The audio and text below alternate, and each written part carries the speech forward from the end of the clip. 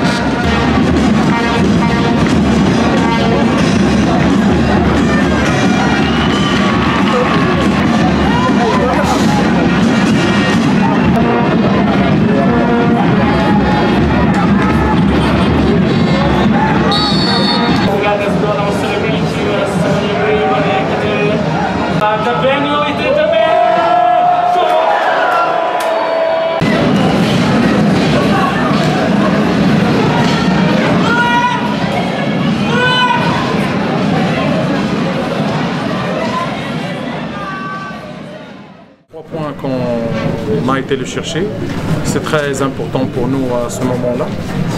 Et voilà, Dieu merci, on a arrivé à jouer le match comme on l'a préparé. Qu'est-ce qui a fait à profiter contre l'adversaire? Qu'est-ce qui a fait? Où est-ce qu'il a été fort? Où est-ce que l'adversaire a été fort? On sait très bien, un match, ça ne ressemble pas à notre match. On respecte chaque adversaire. On donne l'importance à tous les matchs, chaque adversaire. On a bien étudié l'adversaire, on a bien analysé, comme vous le savez très bien. C'est un adversaire qui n'encaisse pas beaucoup de buts et aussi qui ne marque pas beaucoup de buts. Alors on a essayé d'étudier l'adversaire bien comme il faut et on a utilisé la tactique adéquate pour déstabiliser, déséquilibrer et marquer des buts. Le coach, dans les 4 matchs, on a vu Mouchinima dans Mohamed à l'axe central. Aujourd'hui, il était dans Médiane pour Cassel. Comment pouvez-vous coter la performance de Mouchinima? C'est un bon joueur. On est content d'avoir un joueur pareil.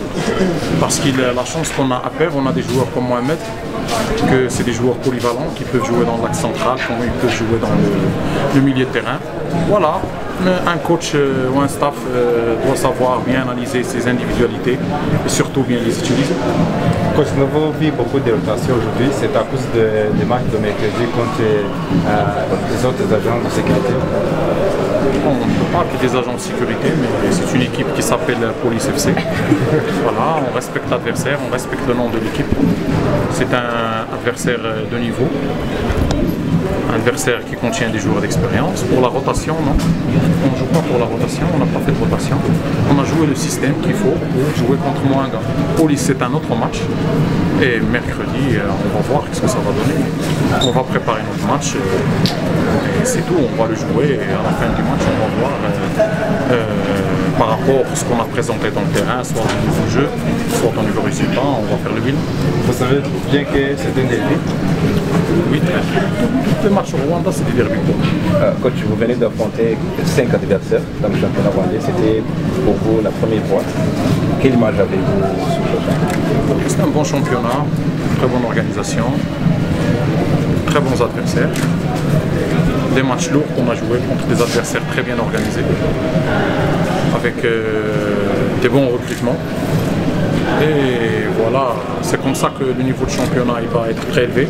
C'est comme ça aussi que le niveau de l'équipe va être plus élevé aussi parce qu'on a joué 5 matchs. Il nous attend quand même 25. Et à part de la PRFC, vous avez vu quelques éléments qui peuvent jouer ailleurs, au Maroc, en Belgique J'assiste à beaucoup de matchs, mais je ne peux pas répondre à cette question parce que je ne suis pas scout. Je suis entraîneur, je respecte mes limites. Mais vous désirez le développement du sport? Non, je ne suis pas manager, je ne suis pas scout, je suis entraîneur mon ami. Il faut me poser les questions à propos de mon périmètre, pas plus. Inshuro nyinshi nibaza ko ni isomo tubonye tugiye kugenda tugerageze kubikosora amakosa yakozwe cyane cyane muri récupération no muri zone offensive hanyuma turebe ko natwe twatsinda ikizakuza. Umwaka ushize ubwo mwatanyaga shampiyona twabonaga Isimbanga ikomeye kwa raporo y'ubu ni cyahindutse Muhanga. Nta cyahindutse, ntabwo twatakaje abantu benshi, gusa twatakaje ab'ingenzi. Turagerageza kwiyubaka, biragora gusimbura umuntu watsinze ibitego 12, biragora gusimbura umuntu wakoze assistance zirenga 8, ariko nta kundi ntabwo tubafite. Twubaka ikipe itabafite, tugerageze gushaka natwe aho bipfira, turebe ko twabona amanota 3. Umwaka ushize wakoze umukinnyi Bizimana ari hateze igitego 10. Uyu mwaka twitega ko AS Muhanga wongera kudukora undi mukino.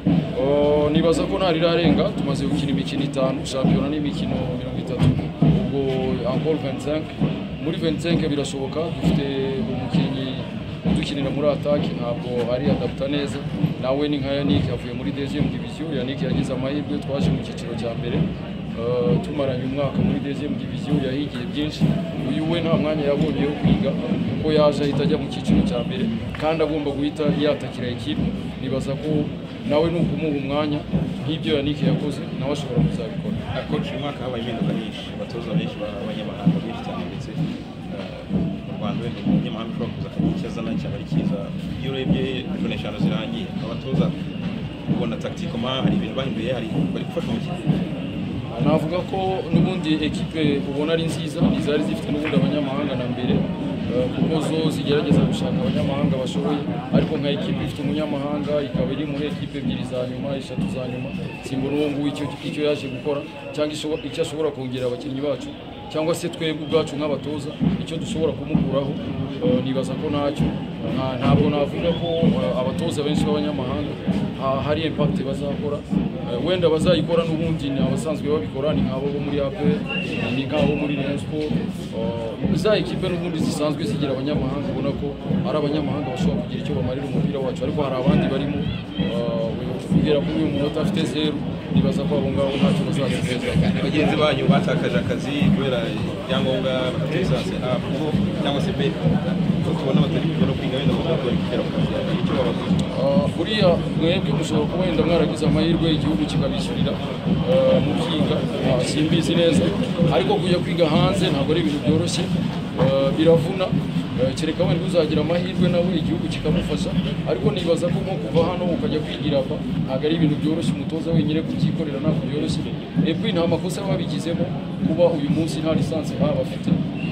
Navuga ko na federation yabaye strict cyane kuko ahandi ni Burundi mu barakora badafite lisansi A, badafite lisansi B. Sibona ko ari twe twari dufite aba lisansi benshi kugira ngo duhite dufate icyo cyemezo, kuko hari abadafite akazi uyu munsi, hari abungirije kandi bari muri shampiyona umwaka ushize kandi ekipe zabo zitwaraga neza.